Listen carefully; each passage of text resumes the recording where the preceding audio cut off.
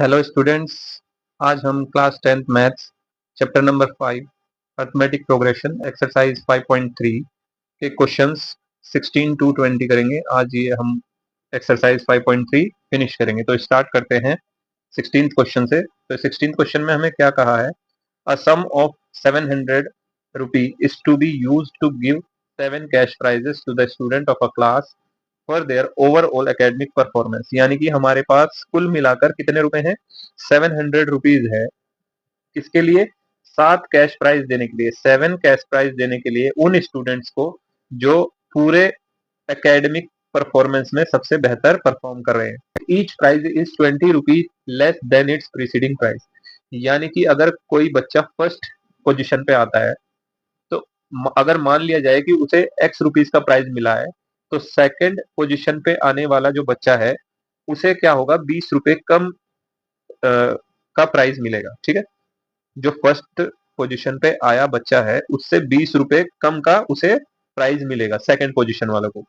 ऐसी third position वाले को 20 रुपए कम का प्राइज मिलेगा as compare to second position वाले के मुकाबले। तो find the value of each of the prizes. हमें इन्हीं प्राइज की वैल्यू हमें फाइंड आउट करनी है।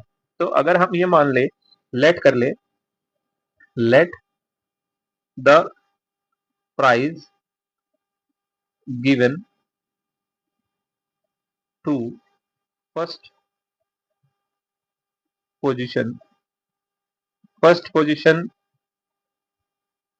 स्टूडेंट को, let the prize given to first position student be X. ये मान लिया कि अगर फर्स्ट पोजीशन पे आने वाले स्टूडेंट को जो प्राइज मिला है वो कितने रुपीज का है? एक्स रुपीज का है। तो जो हमारे पास एपी बनेगी वो किस हिसाब से बनेगी? देखो, फर्स्ट जो बच्चा है उसे एक्स रुपीज का प्राइज मिला, कॉमा सेकंड बच्चे को कितना मिलेगा? एक्स-20, क्योंकि जो पहला बच्चा था उससे 20 रुपए कम मिलेगा, यानी कि एक्स-20 मिलेगा। ऐसे ही जो थर्ड बच्चा होगा तो उसे कितना मिलेगा? एक्स-20, और उसमें भी -20 करेंगे, यानी कि जो सेकंड पोजीशन पे जो बच्चा आया था उसकी प्राइस कितनी है? एक्स-20, और उससे भी 20 रुपए कम, तो माइनस का 20। ऐसी थर्ड पोजीशन पे आने वाला एक्स-20 माइनस का 20 और फिर माइनस का 20। समझ रहे हो? ये तो मैंने समझाने के लिए लिखा है। आप कैसे लिखोगे इसे? आप इस तरीके से लिखोगे कि जो फर्स्ट पोजीशन पे बच्चा है उसे एक्स रुपीज का प्राइस मिला, सेकंड पोजीशन पे आने वाले बच्चे को एक्स-20 रुपीज का प्राइस मिला, थर्ड पोजीशन पे आने वाले बच्चे को कितना मिलेगा? एक्स-40 रुपीज का प्राइस, है ना? क्योंकि जो सेकंड पोजीशन पे आया उससे भी 20 रुपए कम, तो 40 रुपए कम हो गया। ऐसी फोर्थ पोजीशन पे आने वाले को 60 रुपए कम, फिफ्थ पोजीशन पे आने वाले को 80 रुपए कम, सिक्स पोजीशन पे आने वाले को 100 रुपए कम, और सेवेंथ पोजीशन पे आने वाले को 120 रुपीज कम का प्राइस मिलेगा। ठीक, अब हमें क्या कहा है? हमें क्या गिवन है? हमें गिवन है कि इन सातों को जो प्राइस दिया जाता है उनका टोटल रुपीज कितना है? 700 है। यानी कि F7, यानी कि 7 टर्म्स का सम हमें 700 रुपीज गिवन है। और हमसे क्या पूछा है? इन सारी प्राइजेस की वैल्यू पूछी है। तो क्या हम यहाँ से ए की वैल्यू नहीं निकाल सकते? तो निकाल सकते। ए कितना है हमारे पास? एक्स है। ए कितना है? एक्स है। ऐसे ही लास्ट टर्म कितनी है हमारे पास? तो लास्ट टर्म एक्स-120 है। ऐसे ही डी की वैल्यू निकाल सकते हैं। डी छोड़ो, आप यहाँ पे एन की वैल्यू निकालो। एन कितने प्राइस हैं? 7 प्राइस है, तो एन कितना हो गया? 7 हो गया। तो ये सारी चीजें हैं, डी निकालने की इसलिए जरूरत नहीं है क्योंकि हम इसमें सेकंड वाला फॉर्मूला लगाएंगे। कौन से वाला? सम ऑफ एन टर्म्स का फॉर्मूला। कौन से वाला? फर्स्ट और लास्ट टर्म वाला। तो n/2 a प्लस एल वाला फॉर्मूला लगाएंगे। तो आप बताओ, S7 हमें गिवन है कितना? 700। n कितना है? 7, तो 7/2। a की वैल्यू x और l की वैल्यू कितनी है? x-120। तो ये जो 7, ये 7/2 है, इधर जाएगा 700 के साथ, तो कितना आ जाएगा? 2/7 हो जाएगा। यहाँ क्या बचेगा? x प्लस एक्स 2x और माइनस का 120, ये बचेगा बस। इसे हम सॉल्व करेंगे, 7 से कैंसिल आउट हो जाएगा। कितने टाइम्स?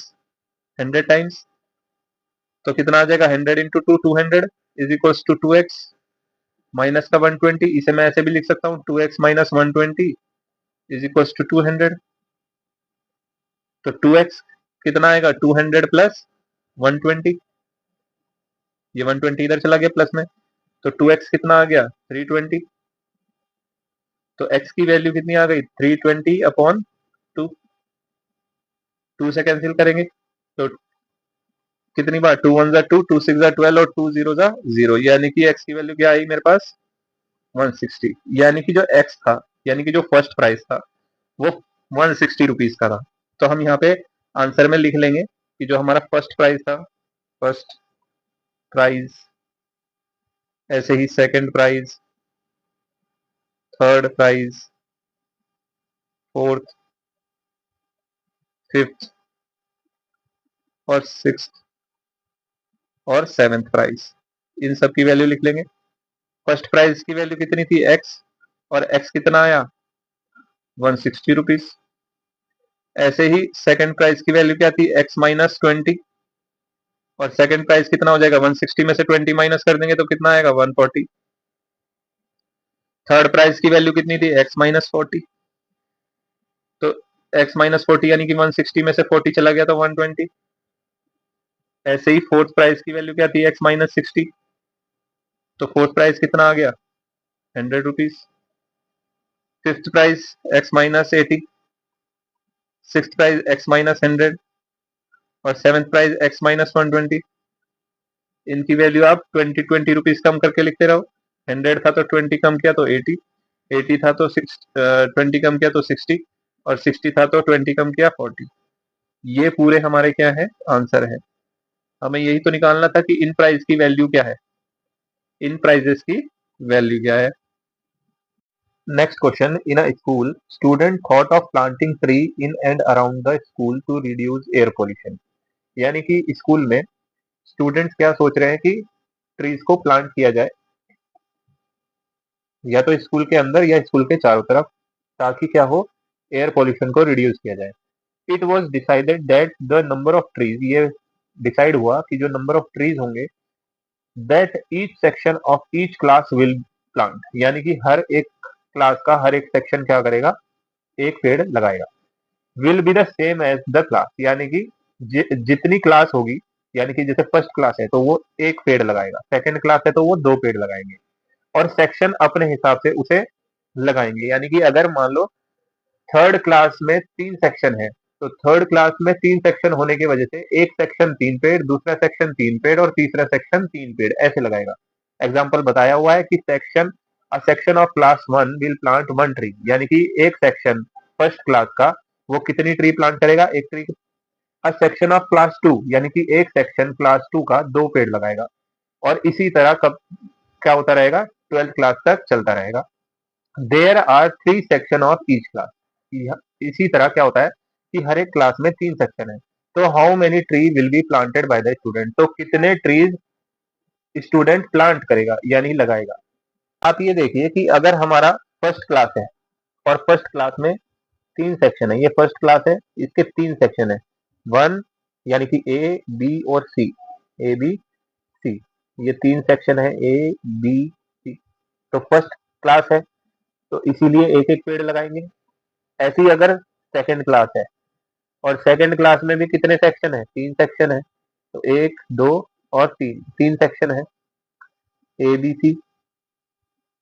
तो सेकंड क्लास कितने कितने पेड़ लगाएगी, 2 पेड़ ये लगाएगा, 2 पेड़ ये वाले सेक्शन, 2 पेड़ ये वाले सेक्शन। इसी तरह थर्ड क्लास है तो थर्ड क्लास में भी 3 सेक्शन है, ए बी और सी सेक्शन। हर एक सेक्शन 3 3 पेड़ लगाएगी, यानी कि ए सेक्शन 3 लगाएगा, बी सेक्शन 3 और सी सेक्शन 3। इसी तरह से ये चलता रहेगा कहाँ तक, 12th क्लास तक। इसी तरह चलता रहेगा कहाँ तक, 12th क्लास तक। आप बताओ कि अगर ये 12th क्लास है और इसमें 3 सेक्शन है, 1 यानी कि ए बी और सी, 3 सेक्शन है, तो हर एक सेक्शन कितने पेड़ लगाएंगे, 12 12, क्योंकि जो क्लास है उसी नंबर को लगाएंगे। तो ए सेक्शन 12 पेड़ लगाएंगे, बी सेक्शन 12 और सी सेक्शन भी 12 पेड़ लगाएगा।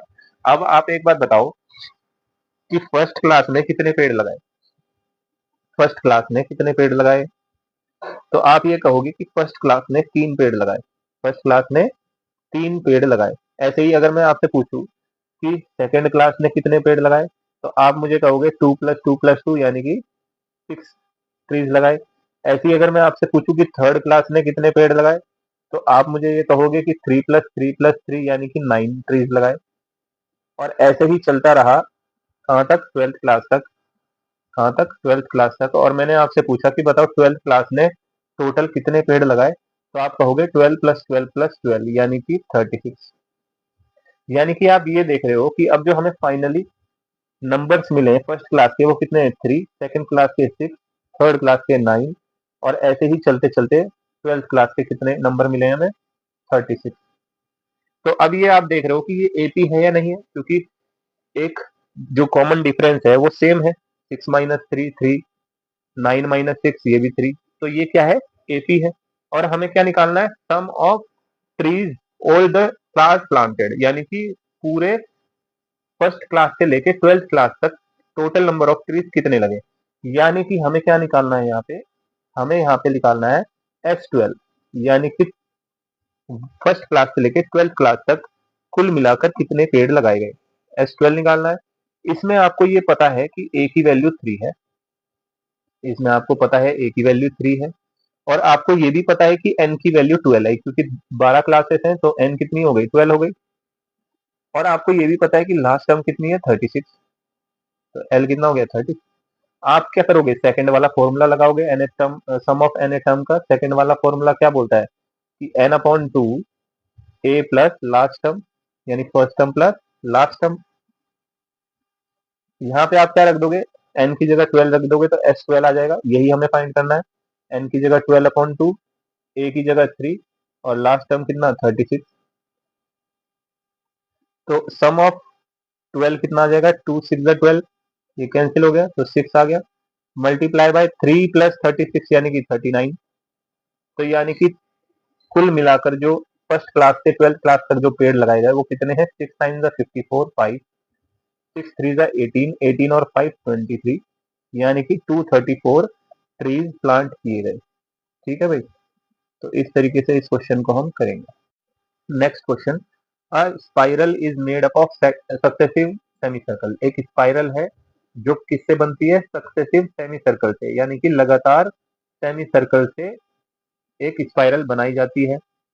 With centre alternately at A and B, यानी कि पहला सेंटर ए पे होता है, फिर बी पे होता है, फिर उसके बाद उस सेंटर क्या होता है, फिर ए पे आता है, फिर बी पे, ऐसे ही चलता रहता है। तो स्टार्टिंग विद सेंटर एट ए, कहाँ से शुरू हो रहा है, पहला सेंटर जो है वो ए से शुरू हो रहा है। तो पहला जो रेडियाई है वो कितना आता है, 0.5 सेंटीमीटर। जो पहला रेडियस है वो कितना है, 0.5 सेंटीमीटर, यानी कि ए से बी तक की जो डिस्टेंस है वो कितनी है, 0.5 सेंटीमीटर है। ऐसे ही जब बी सेंटर होता है, तो बी से लेके ये जो पूरा यहाँ तक है, यही तो पूरा क्या होगा, रेडियस होगा। इस वाले देखो, डायग्राम में देखो कि अगर ए सेंटर हुआ तो हमारा सेमी सर्कल कौन सा हुआ, ये वाला हमारा सेमी सर्कल हुआ। सेमी सर्कल का जो रेडियस होगा वो कौन सा होगा, ए से लेके बी तक होगा। ठीक, ये कितना दिया है, 0.5 सेंटीमीटर। ठीक है, ये आपको समझ आ गया। अब इस सेमी सर्कल के बाद जो दूसरा सेमी सर्कल है वो कौन सा सेमी सर्कल है, ये वाला, यहाँ से लेके यहाँ तक का। ठीक, इस सेमी सर्कल में जो सेंटर है वो बी है, और रेडियस कहाँ से लेके, बी से लेके यहाँ तक की जो डिस्टेंस है वो हमें गिवन है कितनी, 1 सेंटीमीटर। ठीक, ये दूसरा सेमी सर्कल हुआ। फिर इसी तरह से तीसरा सेमी सर्कल कौन सा बनेगा, ये वाला, ये थर्ड सेमी सर्कल है, I3। ठीक, I3 में सेंटर क्या है, ए, और रेडियस क्या होगी, यहाँ से लेके यहाँ तक की वैल्यू। ठीक, तो ऐसे ही क्या हो रहा है, ये स्पाइरल सेमी सर्कल से, सक्सेसिव सेमी सर्कल से मिलकर बनी है। अब हमसे क्या पूछना चाह रहा है कि what is the total length of such a spiral, यानी कि इन स्पाइरल्स की लेंथ बताओ, टोटल लेंथ, कि इसमें कितने सेमी सर्कल्स हो, 13 consecutive semi circles.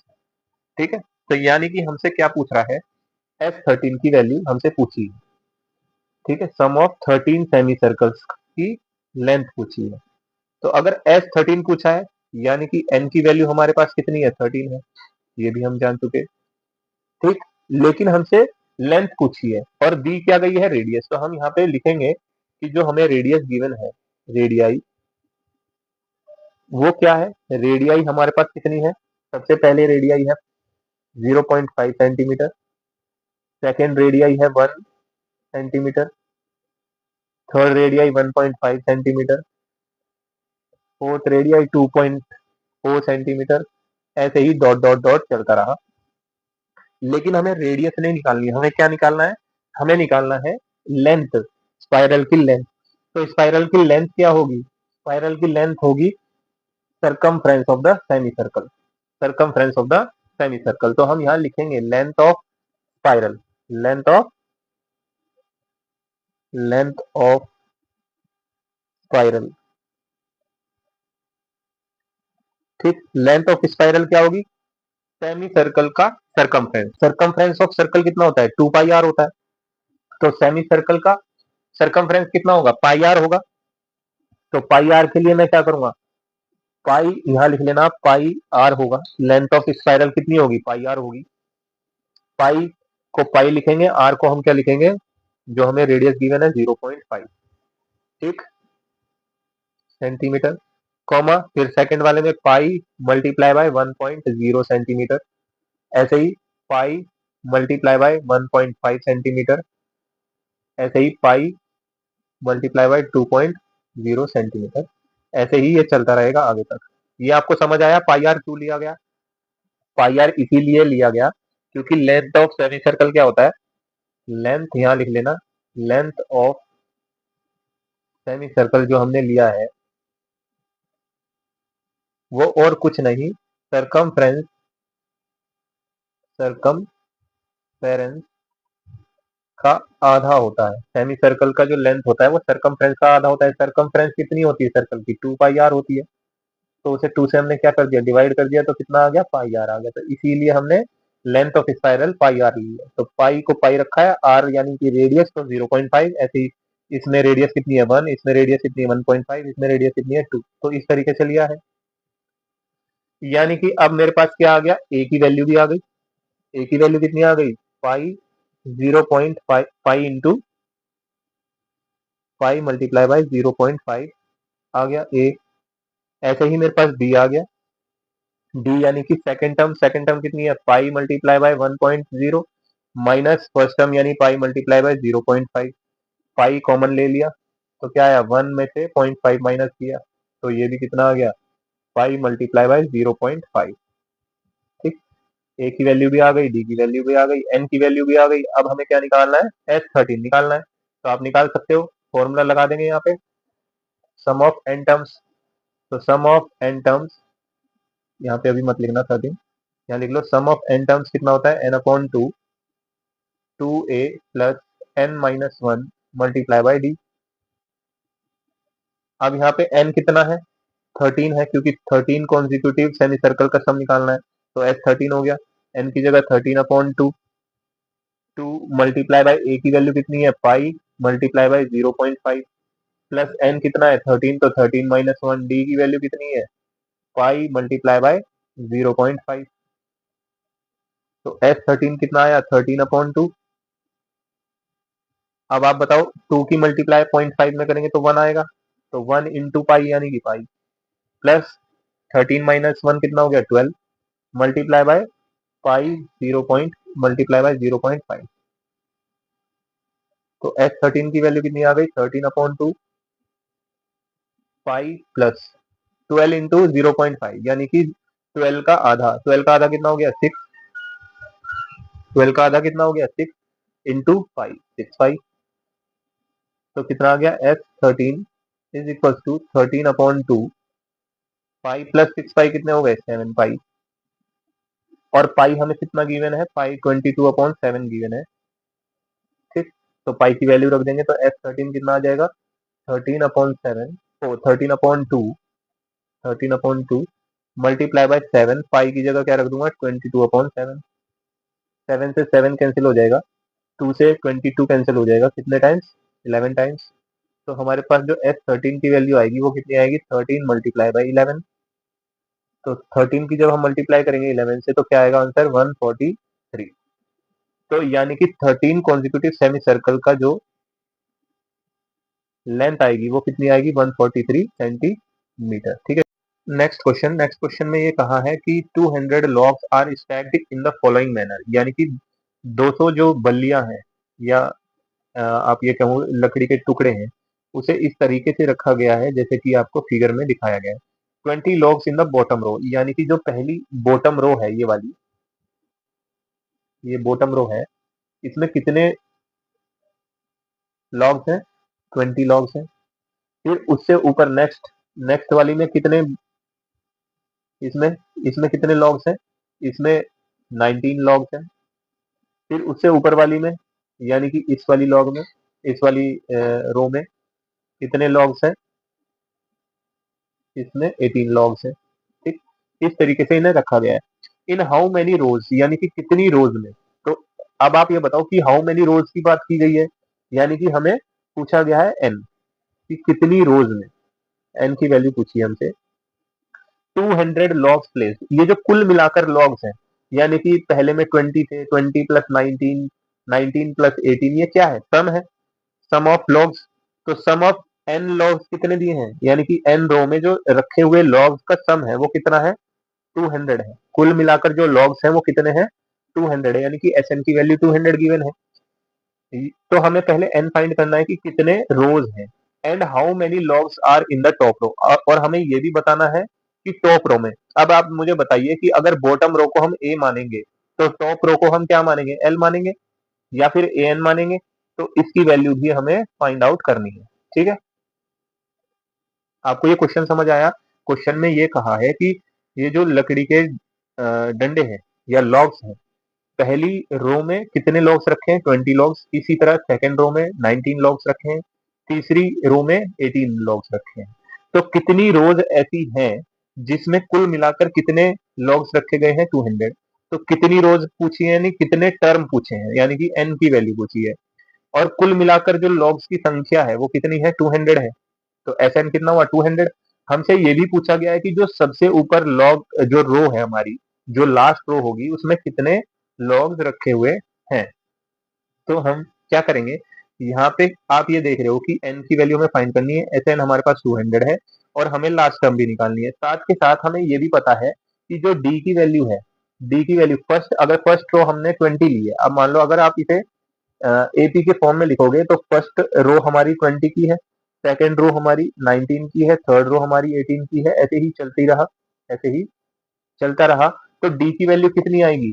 Second term minus first term. Second कितना है? 19, और फर्स्ट कितना है? 20। तो 19 माइनस 20 कितना आएगा? डी की वैल्यू कितनी आएगी? -1।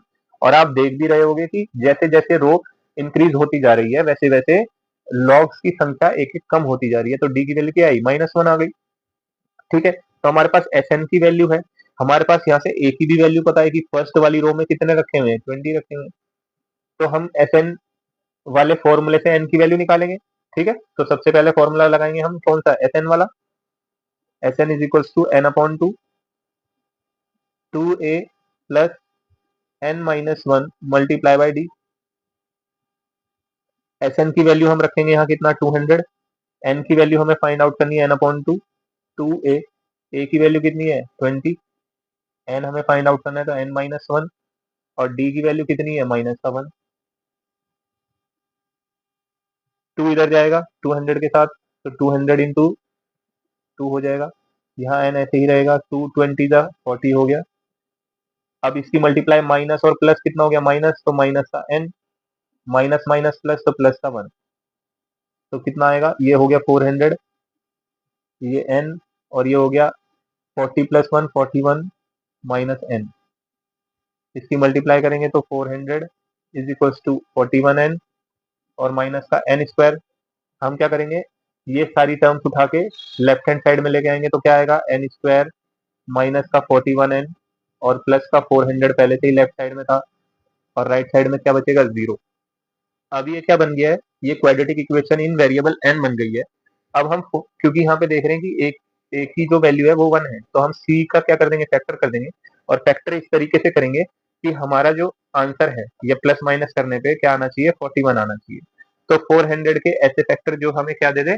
41 दे दे। तो क्या होगा? 400 के फैक्टर निकालेंगे तो क्या आएंगे? 200 2 से 100, 2 से 50, 2 से 25, 5 5 जा 25, 5 1 जा 5। तो इसके फैक्टर क्या क्या आएंगे? 5 5 जा 25 और 2 2 जा 4, 2 जा 8, 2 जा 16। तो ये इसके फैक्टर आएंगे 25 16। तो हम इसे कैसे लिखेंगे? एन स्क्वायर माइनस का 25n माइनस का 16n प्लस का 400 इज इक्वल टू 0। अब यहाँ से हम क्या करेंगे? एन कॉमन लेंगे तो क्या बचेगा? N minus 25। एन माइनस 25 को एज इट इज लिख देंगे। अब हम ये देखेंगे कि एन के साथ कैसा साइन है? माइनस का है तो माइनस लगाएंगे। एन के साथ क्या है? 16 है तो यहाँ 16 रखेंगे इज इक्वल टू 0। यहाँ से एन माइनस 25 कॉमन लेंगे दोनों में से। यहाँ पे भी एन माइनस 25, यहाँ पे भी एन माइनस 25। यहाँ क्या बचा? एन। यहाँ क्या बचा? माइनस का 16 इक्वल टू 0। तो अब हम क्या करेंगे? इन्हें एक बार एन माइनस 25 को 0 के इक्वल रखेंगे। तो एन की वैल्यू कितनी आ गई? 25। एन की वैल्यू कितनी आई? 25। ऐसे ही हम एन माइनस 16 को 0 के इक्वल रखेंगे तो एन की वैल्यू कितनी आएगी? 16। हमारे पास एन की वैल्यू कितनी आ रही है? दो वैल्यूज आ रही है, एक तो 25 और एक 16। तो एन की वैल्यू जो हमारे पास 25 आ रही है, क्या वो पॉसिबल है? अब हमें क्या निकालना था? एन को निकालने के बाद हमें लास्ट टर्म भी निकालनी है, यानी कि एल भी निकालना है, यानी ए एन निकालना है। तो ए एन हम दोनों के लिए निकालेंगे। A N is equal to A plus N minus 1 multiply by D. यहाँ से भी निकालेंगे और ए एन हम यहाँ से भी निकालेंगे। A N is equal to A plus N minus 1 multiply by D. ठीक। तो आप यहाँ पे ए एन की वैल्यू निकालेंगे तो ए एन कितना आएगा? ए की वैल्यू कितनी थी? सबसे पहले वाले रो में कितने लॉग्स थे? 20 थे। एन की वैल्यू कितनी आई? 25। तो 25 माइनस 1। डी की वैल्यू क्या है? माइनस का 1। तो कितना आएगा? A N is equal to 20 plus 25 minus 1 24 multiply by minus का 1। तो ए एन कितना आएगा? 20 और माइनस का 24, यानी कि ए एन यानी कि लास्ट वाली रो में कितने लॉग्स होंगे? -4। क्या ये पॉसिबल है? ये पॉसिबल नहीं है। This is not possible. This is not possible. ठीक। तो ये वाली जो चीज थी, यानी कि इधर वाली, ये जो एन की वैल्यू 25 आई है और एन की वैल्यू माइनस का 4 आया, ये पूरा ही पॉसिबल नहीं है। अब हम यहाँ पे करेंगे तो ए एन की वैल्यू हमें फाइंड आउट करनी है। एन कितना है? 20। एन की वैल्यू कितनी है? 16 माइनस 1 और डी की वैल्यू कितनी है? माइनस का 1।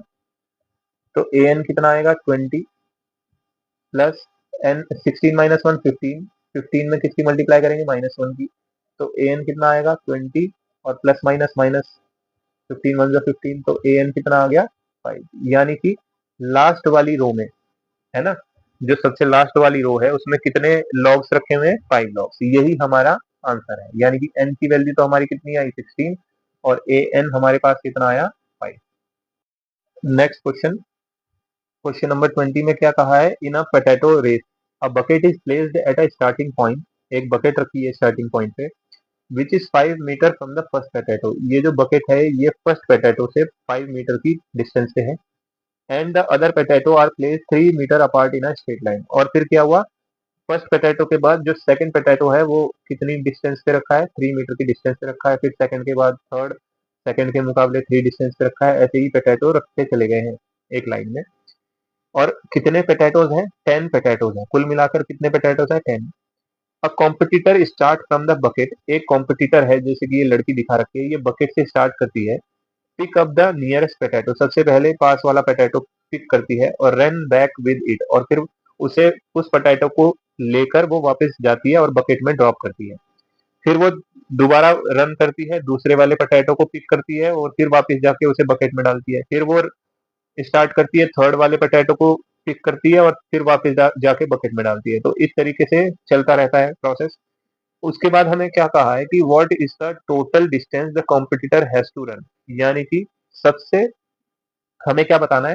टोटल डिस्टेंस बताना है कि कॉम्पिटिटर ने कितना डिस्टेंस इस पूरी रेस में या इस पूरे रन में कवर किया।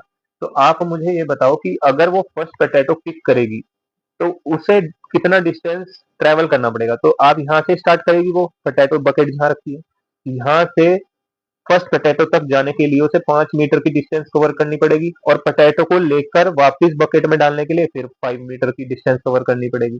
यानी कि पहले पोटैटो को उठाने और बकेट में डालने तक उसने कितना डिस्टेंस ट्रेवल किया? 10 मीटर का डिस्टेंस ट्रेवल किया। ठीक, इतना समझ आया। फिर वो वापस क्या करती है? ये तो फर्स्ट पोटैटो था, जो सेकंड पोटैटो है वो कितनी डिस्टेंस दूरी पर है? फर्स्ट के मुकाबले 3 मीटर ज्यादा दूरी पर है। तो यानी कि टोटल डिस्टेंस कितना हो गया? 5 तो ये था और प्लस 3 और, तो 8 मीटर तो वो जाने में लेगी और 8 मीटर ही वो आने में लेगी। यानी 8 प्लस 8 कितना हो गया? 16 मीटर। यानी कि सेकंड पोटैटो को उठाने के लिए उसने कितना मीटर रन किया? 16 मीटर। इसी तरह थर्ड पोटैटो को उठाने में तो 5 प्लस 3 प्लस 3 यानी कि 11 तो उसने जाने में किया और 11 आने में किया, यानी कि 22 मीटर। अब आप ये देख रहे हो कि फर्स्ट के लिए 10 मीटर, सेकंड के लिए 16, थर्ड के लिए 22, यानी कि फोर्थ के लिए कितना किया होगा? 28, क्योंकि 6 का डिफरेंस आ रहा है। ऐसे ही चलते चलते उसने लास्ट पोटैटो के लिए कितना डिस्टेंस कवर किया होगा? आप बताओ। कि देखो, फर्स्ट और सेकंड पोटैटो में 3, सेकंड थर्ड में 3, थर्ड फोर्थ में 3, फोर्थ फिफ्थ में, फिफ्थ सिक्स में, सिक्स सेवेंथ में, सेवेंथ एट में, 8 9 में और 9 10 में कितना डिस्टेंस है? 3 प्लस 3 प्लस 3 प्लस 3 कितने टाइम्स हो गए? 4 5 6 7 8 और 9, 9 टाइम्स 3 तो कितना हो गया? 9 3 27, 27 और यहाँ से यहाँ तक की डिस्टेंस 5 थी तो 32, यानी कि 32 तो जाने में और 32 ही आने में, यानी कि लास्ट पोटैटो को उठाने में और बकेट में डालने में उसने कितना डिस्टेंस ट्रेवल किया? 64 मीटर। ठीक। अब हमसे पूछा है कि टोटल डिस्टेंस कितना उसने रन किया, यानी कि कहने का मतलब ये है कि S10 हमसे पूछा है कि 10 पोटैटो उठाने में टोटल डिस्टेंस कितना उसने ट्रेवल किया। तो S10 हमें निकालना है। तो n की वैल्यू कितनी हुई? 10, क्योंकि S10 है तो नीचे 10 लिखा है तो n कितना हुआ? 10। यहाँ से a की वैल्यू मेरे पास कितनी है? 10 मीटर। और मेरे पास लास्ट टर्म भी है, लास्ट टर्म कितनी है? 64 मीटर। तो क्या मैं S10 निकाल सकता हूँ? तो हम सेकंड वाले फॉर्मूले से बहुत ही आसान तरीके से S10 निकाल सकते हैं सेकंड वाले फॉर्मूले से। तो क्या है सेकंड वाला formula? Sum of n terms is equal to n upon 2 bracket में first term plus last term. हमें क्या निकालना है? सम ऑफ फर्स्ट 10 टर्म्स निकालनी है। 10 पोटैटो को उठाने में कितना डिस्टेंस ट्रेवल किया? तो n कितना है? 10 अपॉन 2 फर्स्ट पोटैटो को उठाने में, यानी कि a की वैल्यू कितनी है? 10 और लास्ट पोटैटो को उठाने में यानी कि l की वैल्यू कितनी है? 64। तो कितना आएगा? S10 is equal to 10 upon 2 और 64 प्लस 10 74। 2 से ये कैंसिल हो जाएगा 10 कितने टाइम्स? 5 टाइम्स, 2 5 10, यानी कि S10 कितना आ जाएगा? 5 मल्टीप्लाई बाय 74। तो S10 कितना आ जाएगा? 5 4 20 और 5 7 35 और 2 37, यानी कि 370 मीटर उसने टोटल डिस्टेंस ट्रेवल किया इन 10 पोटैटो को उठाकर बकेट में डालने के लिए।